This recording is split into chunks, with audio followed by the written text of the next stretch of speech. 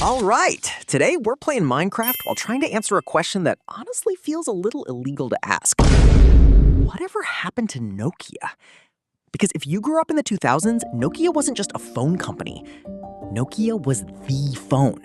You could drop one, throw one, accidentally sit on one, and somehow the Nokia would survive while your floor needed repairs. But here's the weird part. At one point, Nokia basically owned the mobile phone world. Your friend had one, your cousin had one, your uncle definitely had one. Nokia wasn't just selling phones, it had built trust. People believed their phones would work, and for a while, that was enough.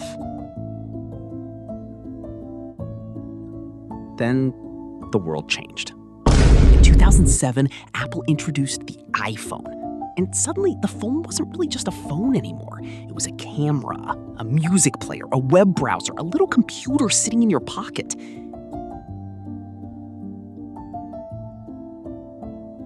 And this created a problem Nokia hadn't really faced before.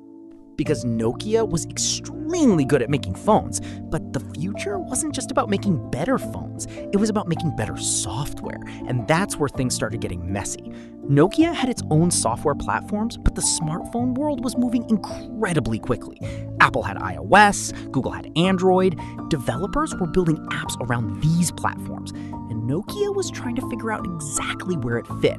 Imagine being the biggest kid in school and then discovering the rules of the game have completely changed. You're still winning yesterday's game. Nobody told you the game ended. And Nokia wasn't stupid. That's important. Sometimes people tell this story like Nokia woke up one morning and said, "Smartphones? Never heard of them." That's not what happened. They saw smartphones coming. They understood the threat. The problem was that seeing the future and successfully adapting to it are two very different things. Eventually, Nokia had to make a big decision. It partnered heavily with Microsoft and moved toward Windows Phone. And honestly, at the time, it wasn't some completely ridiculous idea. Microsoft was a huge company. Nokia had incredible hardware. Together, it sounded like a pretty serious competitor. But there was one little problem. Actually, a pretty massive problem. Developers were already building around Android and the iPhone, and without enough apps, even a beautiful smartphone could feel like a very expensive calculator. A very expensive calculator that could technically call people. So Nokia found itself caught in the middle. Its old phones were becoming outdated, while its new smartphone platform struggled to catch up. And the smartphone market wasn't waiting politely. It was sprinting. By the early 2010s, Nokia's position had changed dramatically. The company that had once dominated mobile phones was struggling to compete. And this is the part that makes the story interesting. Nokia still had customers. It still had an enormous name. It still had experience. But technology had changed the rules. And being the biggest company in the old game didn't guarantee you'd win the new one. Eventually, Microsoft's relationship with Nokia became much bigger. Microsoft acquired Nokia's phone business in 2013, and the Nokia phone empire we'd grown up with was basically coming to an end. But here's the part I find strangest. Nokia didn't actually disappear.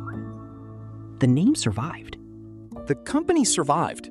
Nokia continued operating in other areas of technology.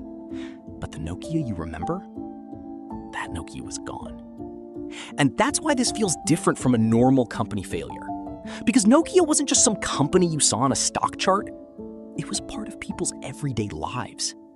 It was the phone your parents bought you. The phone your friend carried around. The phone you used when having a phone meant mostly calling people and sending texts. And then, almost without you noticing, the world moved on. There was a time when getting your first Nokia felt like getting your first little piece of freedom. You could call your friends, send ridiculously expensive texts, play Snake, change your ringtone, and somehow that tiny phone could survive almost anything. You didn't worry about dropping it, you didn't carry a power bank like it was emergency medical equipment, and nobody was taking 47 photos of their lunch. Your phone was just your phone.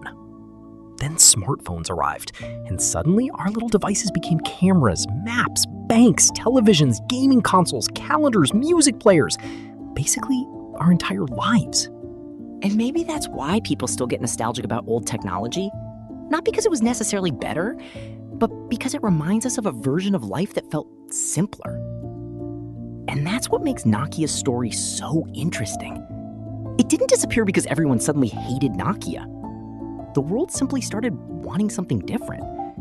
The company was incredibly good at the old world, while the new world was already arriving. And sometimes, that's all it takes. Somewhere out there's probably still a Nokia sitting inside someone's drawer. And honestly, it probably still has battery. Because apparently those things were powered by nuclear energy. But maybe that's the perfect ending for Nokia. A phone that was built to last from a company that couldn't quite survive the change around it. And that's the weird thing about technology. Sometimes something doesn't disappear because it was bad. It disappears because the world stops needing it in the same way. Anyway, I'm gonna finish this Minecraft house before a creeper decides my architecture needs a redesign. If you remember Nokia, tell me what your first Nokia was. And if there's another piece of technology you remember disappearing, drop it below. Because honestly, some of those stories are probably even crazier than this one. And that's what I want to do here. Take the technology we used to see everywhere, the stuff we grew up with, the things we thought would always be around, and figure out what happened to them. So if you enjoyed this little trip down memory lane, stick around. There are a lot more stories waiting for us. Anyway, thanks for hanging out with me. Take care, and I'll see you in the next one.